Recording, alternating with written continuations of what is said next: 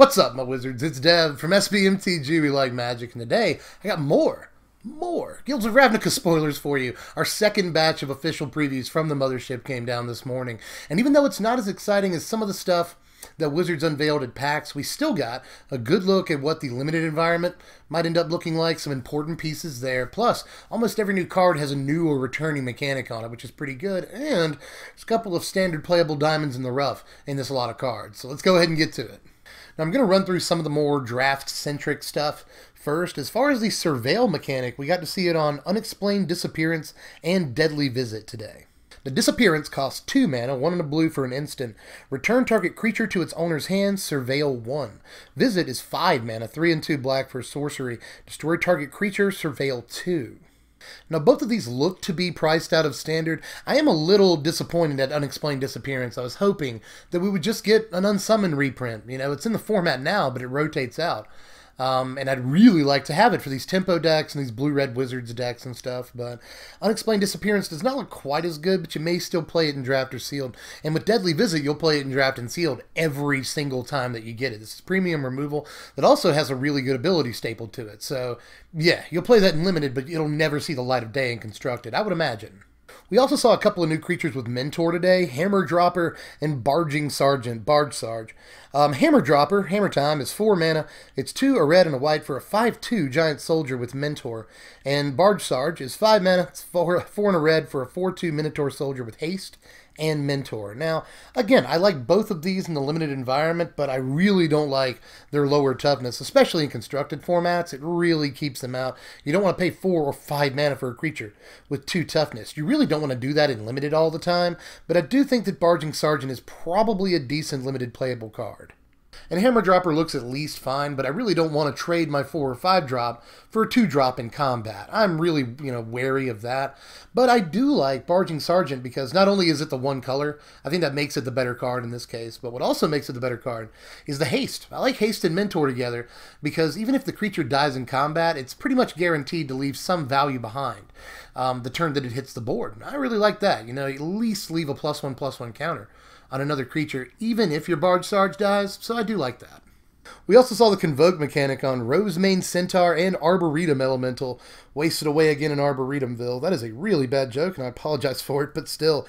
It's the Poor Man's Carnage Tyrant, the very Poor Man's Carnage Tyrant. 7 mana, actually 9 mana, 7 and 2 green, for a 7/5 Elemental with Convoke and Hexproof.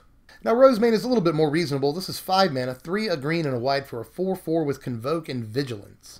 If you can get Arboretum Elemental down to like 6 mana, it's a fine rate. And again, it's like a budget Carnage Tyrant if you can't afford $17 freaking dollars for a Carnage Tyrant. That is too much for anybody to spend. So I can understand if you're building a budget deck and you wanted a replacement for Tyrant. Arboretum Elemental is at least fine, but it doesn't have the trample. It can still be countered. Like it is nowhere near the card that Tyrant is. But again, if you're looking for a good replacement for it and you only have 10 cents, this is probably a good place to start looking. But again, Rosemane Centaur is a lot more reasonable. This is only 5 mana, meaning that you only have to have a couple of creatures out to make this a 4/4 Vigilance for 3 mana, which is really good. And again, in a tokens deck, I'd say it's much more reasonable to play this for free some of the time, or, just 1 or 2 mana. I think if you can get it down to 2 mana, it's ridiculous. But it's going to take you a few turns to do that, So I'm just not sure how great this card actually would be in constructed, but I would at least keep an eye on it. If there's a green-white tokens deck, I'd say they're very interested in a sometimes free, sometimes 1 or 2 mana 4/4 Vigilance. That's a pretty great rate. But we also saw the Jumpstart mechanic, which is becoming my favorite mechanic in the set, on 2 cards today. We saw Sonic Assault as well as Direct Current. Now, Direct Current is 3 mana, 1 and 2 red for a sorcery. It deals 2 damage to any target, and you can jumpstart it from your graveyard by discarding a card and paying its cost again. Sonic Assault, however, is also 3 mana. It's 1 a blue and a red for an instant. Tap target creature. Sonic Assault deals 2 damage to that creature's controller, and you can jumpstart it as well. I think Sonic Assault is at least okay, and what I like about the Jumpstart mechanic, period, is that every single draw is live for the entire game while you have a Jumpstart card in the graveyard. It's a lot like Flashback, but it works a little bit differently because you have to trade a card for it. Well, this means that in just about any deck where you have a Jumpstart card in the graveyard, all of your draws are actually really, really relevant no matter what you draw all through the rest of the game. You draw a land you don't need, that's fine. You draw a removal spell you don't need, that's fine. Just jumpstart a creature, jumpstart the card out of your graveyard by trading your junk draw for it, your blank draw. So I really like that about Jumpstart, and I think that's especially important on, sort of mid-power level cards like Sonic Assault for the limited environment. Now, Direct Current has absolutely, I don't think at least, I'll temper that statement, but I don't think it has any chance of seeing standard play. It's really, really priced out. 3 mana for, a shock is just a terrible rate. But you can do it twice, and again, it turns all of your draws into live draws late in the game, so I could understand if a control deck or even a burn deck wanted to play a few copies of this. But the Jumpstart card that really caught my eye today was Radical Idea. This is 2 mana, 1 and a blue for an instant, draw a card, Jumpstart. Pretty simple.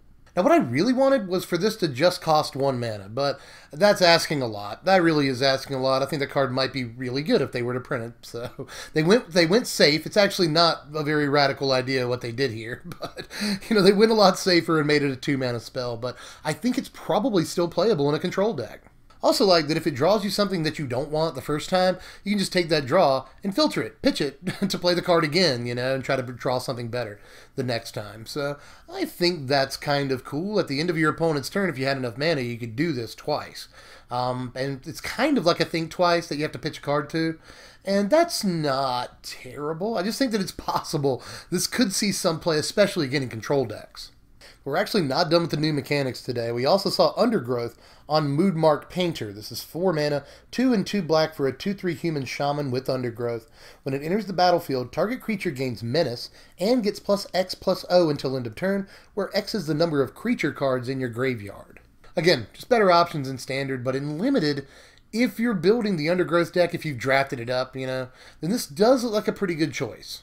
But not everything we saw today had to do with the new mechanics. We also saw Healer's Hawk. This is just 1 white mana for a 1/1 bird with flying and lifelink. Well, Goblin Shamewhirler's in the format. I mean, you got to bring that up with just about any 1 toughness creature. So I'm not sure how great this is, but it's a pretty sweet battleship to start building on. Throw a Curious Obsession on this on turn 2. Start bashing in for 2, gaining 2 life every turn, drawing a card. I really like how aggressively this is actually costed. Even though the power and toughness isn't very high, these are 2 really desirable abilities if you're looking to make this any bigger than it comes. And we also saw Murmuring Mystic today. This is 4 mana, 3 and a blue for a 1/5 human wizard. Whenever you cast an instant or sorcery spell, create a 1/1 blue bird illusion creature token with flying. Now, I want to say that this is a little too high-costed, too. You really can't get rolling with it until, turn 5. And that's probably way too slow for Standard, or any other format for that matter. I have seen some people discussing the merits of this card today. This card has piqued people's interest. But, again, even with the 5 toughness, this is fairly... Hey, Ziggy. Ziggy's down here if you didn't notice. Anyway. So cute. But even with the 5 toughness, it's not going to get killed by red removal of almost any stripe. Except for, I guess, Fight with Fire, which people are going to put in their boards so they can kill Lyra after boards. But anyway, for the most part, red removal is not going to kill this thing. So that's nice, but it's 4 mana. I want to go back to that. It's 4 mana. So if you can untap with it, on turn 5, and you've still got a couple of instants or sorceries in your hand, I could see it, But the Christmas Land situation of just on turn 5, you storm off and cast 5 things and get 5 birds. It's just, I don't know that that's quite good enough. So, especially, again, I hate to bring him up, but with Goblin Chainwhirler in the format, I think it spoils a lot of what this card's trying to do. I like a card like Psy that does something similar to this, but I think this costs, that extra mana is a huge, huge deal, is all I'm going to say. So, I'm just not a huge fan. I wish I was more of a fan. I guess Psy should have taught us the lesson that this effect is good, but still, at this mana cost, I just don't think it's quite worth it. Now, we also got to see Firemind's Research this last couple of days. It was sort of leaked, but it was a really terrible image, but they've gone ahead and officially spoiled it. Firemind's Research is 2 mana, a blue and a red for an enchantment. Whenever you cast an instant or sorcery spell, put a charge counter on Research. You can pay 1 and a blue and remove 2 charge counters from it to draw a card. Or you can pay 1 and a red and remove 5 charge counters from it to have it deal 5 damage to a target. Now, I have seen a lot of folks poo-pooing this card in the last couple of days, but I'm not actually quite ready to. I think that if a control deck is going to play a 2 mana enchantment, if they're going to make room for that, it's probably Search for His Content. Search for Escant is a much better card than this, but at least they play well together, so there's that to consider. But that's kind of where my hatred of it ends, you know. It's just, so many people have just like crapped on this card so much for the last 36 hours, and I'm not quite sure again that I'm ready to just say this is garbage. I've heard a lot of people on Reddit especially be like, compare this to Dynavolt Tower, it's not good. But I hate when people do that, honestly, when people are like, well, compare it to this card, because they're in different formats, you know, they have different metas built around them. You can almost never do that with two standard cards, because they're just not in the same environments, and that makes all the difference. So I'm just not sure I'm ready to say this card is bad. In a blue-red control deck that plays almost nothing but instants and sorceries, this is a decent card advantage engine. You know, most people... Hey, buddy. Most people are paying attention to the 5 damage mode on it, which I don't think is an entirely moot point. You know, if you can kill a big creature with this, or just hit him in the face for 5 damage, you know, I think that's probably the worst mode on it. But if you can kill a creature with this, by all means, go ahead and do it. After a few turns, you should be able to. But I like this more as a card advantage engine. Love you too, buddy. But I like this more as a card advantage engine than anything else. You know, every couple of turns, and especially with Jumpstart in the format, this is kind of important, but every couple of turns, you know, you'll be able to draw an extra card off of it, and that actually could be really, really good. So I wouldn't be surprised to see a one-of Firemind's Research in like an Izzet control deck, or Jeskai, or Grixis control. I could see it making the cut, if only, you know, as a one-of, maybe as a sideboard card, to eke out advantage against other control decks. It's a possibility. All I'm saying is, one more time, the card is not as garbage as it might appear, but I'm also not ready to say that it's a great card. But I saved what I consider to be the best for last here. This is Status and Statue. Split cards return. You can't cast both at the same time, but you can cast one or the other in this case. And we also see the return of Hybrid Mana, one of my favorite things ever in Magic the Gathering, and I'm super glad that it's coming back. Now, the first half is Status. That's the hybrid part. You can pay either 1 black or 1 green for this. It's an instant, and target creature gets +1/+1 and gains Death Touch until end of turn. The statue half is 4 mana. It's 2, a black, and a green for an instant. That's important. Destroy target artifact, creature, or enchantment. I think this is far and away the best card of the day. Like, by a freaking lot, you guys. This card is awesome. And I hope it's part of a cycle. I imagine it will be with all of the guilds. So, if they're all this good, then we've got a lot to look forward to, you know. But if you know, just this card. Let's focus on this thing right here. This is ridiculously versatile in and of itself, you know. Just for 1 mana, you get a really good combat trick, you know. Your Lanorels is suddenly super relevant, you know. It can take out their biggest attacker. And I really like that. Just for 1 mana of either color.